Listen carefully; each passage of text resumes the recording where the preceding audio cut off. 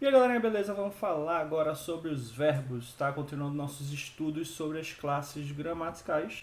Verbos é a classe gramatical que vai indicar um estado, uma ação ou um fenômeno meteorológico, mas como é isso? Primeiro, ação.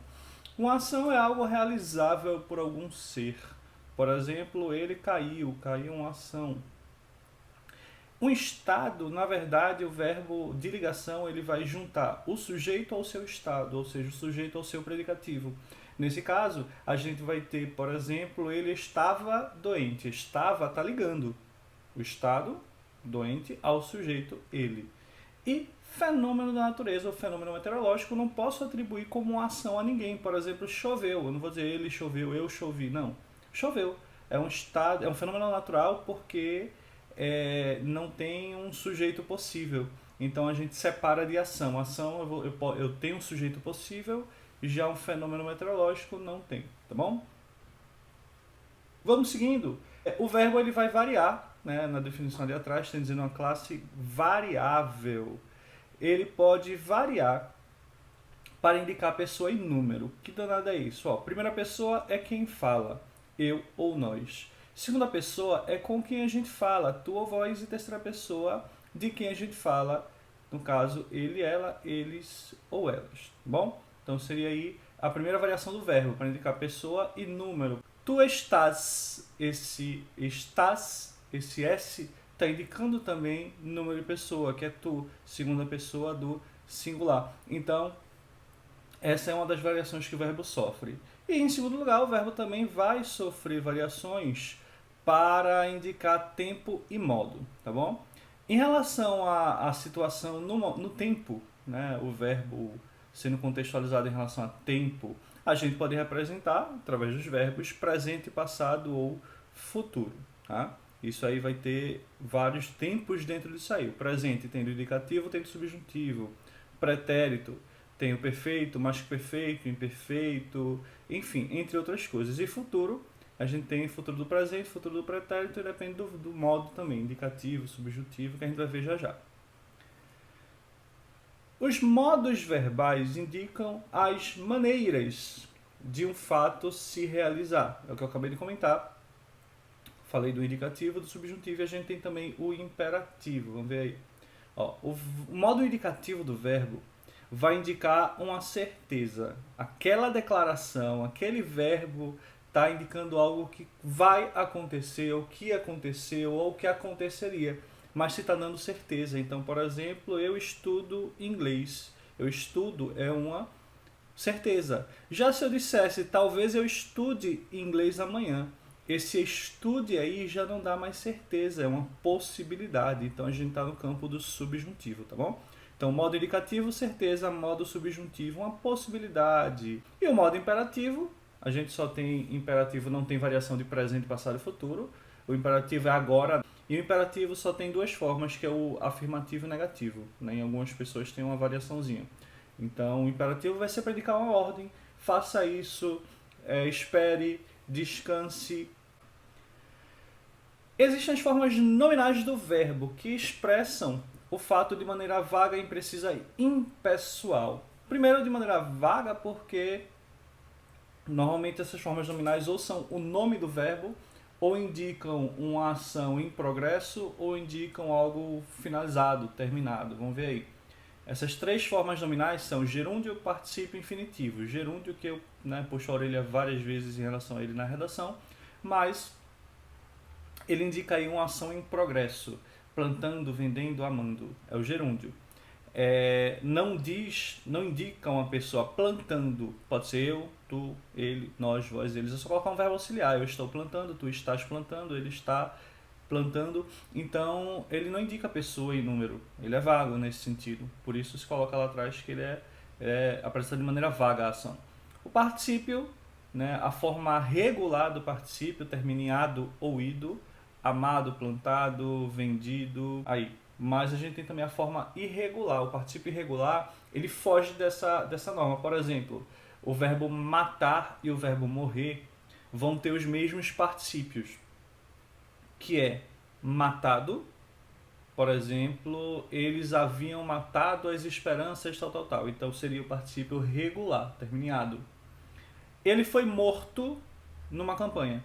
Morto, aí não segue essa regra do ado ou ido, mas é particípio, então é um particípio irregular. Os verbos que têm essas, né, mais de uma forma de particípio, aceso, acendido, por exemplo, eles são chamados de verbos abundantes. Mais à frente a gente fala sobre isso. E o infinitivo é a forma do verbo em que indica o nome da ação. Plantar, vender, amar, ele termina em AR, primeira conjugação, ER, segunda conjugação e R, terceira. Mas professor, e propor, dispor, o verbo por, esses verbos terminados em OR, na verdade, fazem parte da segunda conjugação. Por quê? O verbo por deriva do verbo poer. Na verdade, é uma alteração desse verbo. Então, poer é segunda conjugação, termina em ER.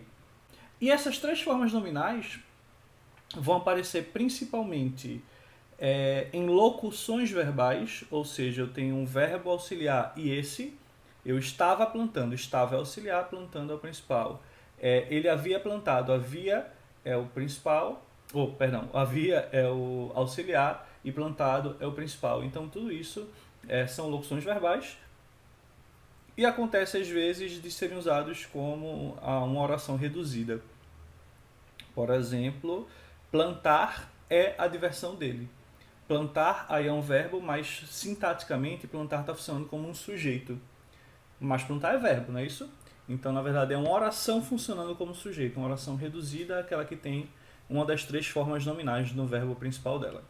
Mas vamos seguindo, né? Aí já está entrando um pouquinho em sintaxe. Os verbos auxiliares são aqueles que, juntamente com uma forma nominal de outro verbo, como acabei de falar, infinitivo, gerúndio, particípio, formam uma locução verbal. Vamos ver exemplo. Os principais verbos auxiliares são ter, haver, ser e estar. Por exemplo, ele tinha acertado, eu havia planejado, ele estava fazendo, por exemplo, ou já estava feito. Tudo isso são locuções verbais formadas por um desses auxiliares mais uma forma nominal de verbo. E aí, quando dois ou mais verbos juntos apresentam apenas uma ideia, a ideia de uma única ação, a gente vai ter uma locução verbal, tá bom? Exemplo aí, Lorena estava, aí o estava auxiliar, caminhando, gerúndio, forma nominal. Então, estava caminhando, é uma única ação, não são duas ações, são dois verbos, mas é uma única ação, então isso é a locução verbal. Carlos ia chegar às 9h30, não são duas ações, ele ia e depois chegar, não, é uma ação só. Então isso aí é uma locução verbal. Ia, verbo ir, seria o verbo auxiliar, e chegar seria o verbo principal no infinitivo. Falando um pouquinho sobre os modos verbais e os seus tempos. O modo indicativo, relembrando, é o que mesmo? Isso aí, é quando ele indica uma certeza, uma ação que a gente sabe que acontece ou não aconteceu ou aconteceria, mas eu falo com certeza. E a gente tem esses tempos verbais aí. Presente, do indicativo, é uma ação que ocorre no momento da fala. Normalmente uma rotina, tá? Se eu digo, estou explicando o assunto, aí é gerúndio. Tá? O explicando no caso. Ele luta taekwondo. Luta está no presente. É algo que acontece nesse momento. Mas não necessariamente agora, nesse minuto. Quer dizer que atualmente, nos dias de hoje, ele faz isso. Então seria a representação do presente. Pretérito, que é o passado, tem três formas no indicativo. O pretérito perfeito, aconteceu, foi concluído, ele perdeu o jogo. O pretérito imperfeito é uma ação rotineira no passado, que tinha uma certa duração. Por exemplo, ele estudava inglês aos sábados. Ou seja, durante um tempo no passado, ele praticou essa ação. Ela teve uma duração, ele estudava inglês aos sábados, hoje não estuda mais. Então é uma ação no passado, mas que não aconteceu uma vez pontual, uma, duas, três vezes pontuais. Era uma rotina no passado. Durou um certo tempo no passado. Tá bom? E o pretérito mais que perfeito, eu tenho uma ação no passado mais antiga em relação a outra ação no passado mais recente. Como assim, professor? Eu vou usar a forma composta do pretérito mais perfeito, depois a gente muda para a forma sintética. seria o seguinte, quando ele chegou, ó, chegou é pretérito perfeito, é uma coisa que aconteceu no passado, chegou. Quando ele chegou, eu já tinha feito a tarefa. Vê aí, eu tenho tinha feito, né? Uma locução verbal. Tinha, verbo ter, feito aí o particípio do verbo fazer. Quando ele chegou, eu já tinha feito a tarefa. O tinha feito a tarefa é uma ação que foi concluída antes da ação dele chegar, ou seja, é um passado antes do passado, é um passado mais antigo. Certo, e como seria isso na forma sintética? Que eu usei a forma composta, numa locução verbal. Para ser uma forma sintética, conjugável, seria assim. Quando ele chegou, eu já fizera o exercício, a tarefa. Então, fizera é a mesma coisa que tinha feito ou havia feito. Fizera é estranho, né? Mas existe, é raramente usada na fala, na verdade, mas na escrita formal a gente usa. Então, já fizera é um pretérito mais que perfeito porque é uma ação concluída antes de outra ação, tá bom? Em relação ao futuro, a gente tem dois futuros, futuro do presente, uma coisa que acontecerá em relação ao momento da fala. Professor, mas se acontecerá, como é que eu dou certeza? Porque eu estou afirmando com certeza. Então, por exemplo, eu faltarei à aula amanhã. É uma certeza. Agora, se eu dissesse, talvez eu falte a aula amanhã, aí seria o modo subjuntivo, né? Que a gente vai chegar lá ainda. Mas aí eu não estou dando certeza. Mas eu faltarei é certeza. Mesmo que aconteça alguma coisa e eu acabe indo. Eu seja obrigado pela minha mãe a ir para a aula. Mas, quando eu falei, eu dei certeza. Bom? E o futuro do pretérito indica uma ação que aconteceria caso uma outra ação acontecesse. É uma condição, é uma hipótese, mas não tem mais como acontecer. Por exemplo, ó, se ele me oferecesse aquele emprego, eu aceitaria. Vê, aceitaria é futuro do pretérito. Eu estou dando certeza, não vai acontecer, porque ele não me ofereceu um emprego. Entendeu? É uma hipótese, não vai acontecer. Mas se ele oferecesse, eu aceitaria. Eu estou dando certeza nessa minha hipótese. Então é modo indicativo, tá? Apesar de ser uma hipótese, mas eu estou dando certeza nessa hipótese. Isso é o futuro do pretérito. Tá bom? Vamos seguindo. O modo subjuntivo é aquele que indica uma possibilidade. Tá bom? Uma possibilidade, um desejo, algo que é planejado. Não, o verbo em si não representa a certeza. O presente do subjuntivo vai expressar o desejo de que algo aconteça ou um acontecimento provável possível, porém incerto. Aquela frase que se viralizou nas redes sociais, né? Eu que lute, ou elas que lutem. Veja, se quer é o desejo, né? Esse ele que lute, eu que lute, elas que lutem. Isso é um desejo, expressa um desejo. Pode ser que aconteça, não pode ser que aconteça? Porém, a gente não tem certeza. Eu estudarei hoje, o futuro do presente lá no indicativo, estou dando certeza, mas é provável que eu estude hoje, não dei certeza, subjuntivo. A gente tem um pretérito imperfeito do subjuntivo. Se você viesse, eu te daria um presente, mas viesse é uma incerteza. Na verdade, é quase certeza de que não vai acontecer. Uma ação no passado que poderia ter acontecido, mas não aconteceu. Tá bom? Então, se você deixasse, eu te dava um presente. Deixasse, fizesse. A característica desse tempo aí é o SSE. Então, tem as variações, né? Se nós fizéssemos, se vós quisesseis... Que ninguém usa voz, né? Mas enfim, tem que saber essa desgraça. Mas é isso aí, o pretérito imperfeito é caracterizado do subjuntivo, tá? É caracterizado pelo SSE. O futuro do subjuntivo é um fato possível de realizar, mas também não é certeza. Então, por exemplo, quando ele vier, eu estarei preparado. Vier ainda não é certeza. É provável que aconteça, mas não estou dando certeza. Ou se ele quiser, o futuro. Futuro do subjuntivo. É uma possibilidade. Agora veja, ó, interessante, eu usei o se, né? Se é uma conjunção condicional. Se ele quiser. Se eu mudar de conjunção, eu vou ter que mudar o tempo também. Caso ele quiser, não encaixa. Seria caso ele queira. Ó, caso ele queira, presente do subjuntivo. Se ele quiser, futuro do subjuntivo. Tá bom? Então, resumindo, o subjuntivo indica indicações que não têm uma certeza aí de acontecer. Aí a gente tem, mãe, posso comer um chocolate? Ó, posso comer. Posso Comer é uma locução verbal, tá bom?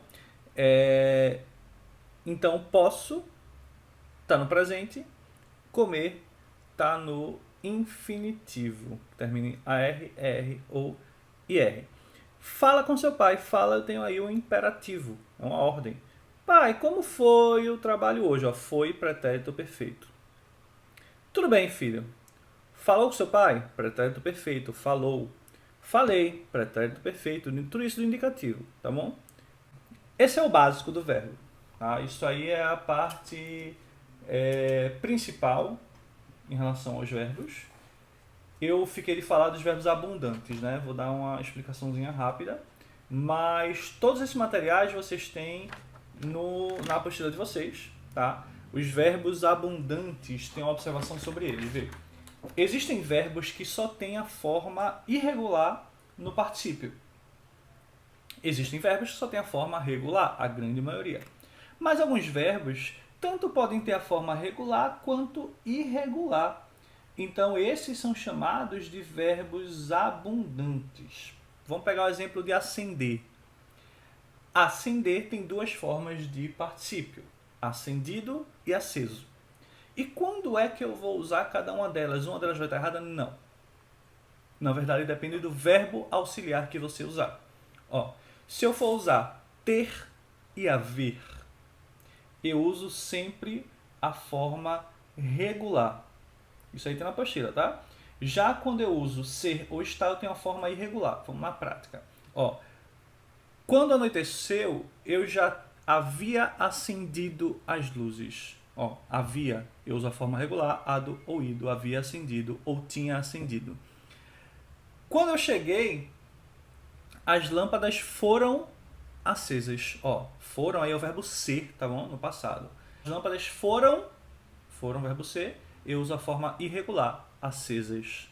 Então, essa é a regrinha que a gente usa para os verbos abundantes, tá? Recomendo dar uma procurada aí na lista de verbos abundantes para você fixar melhor, e é bom saber, é bom ter conhecimento sobre eles, tá bom? Então é isso, encerramos a parte de verbo por aqui. Façam os exercícios, confiram os gabaritos e qualquer coisa podem me perguntar. Falou?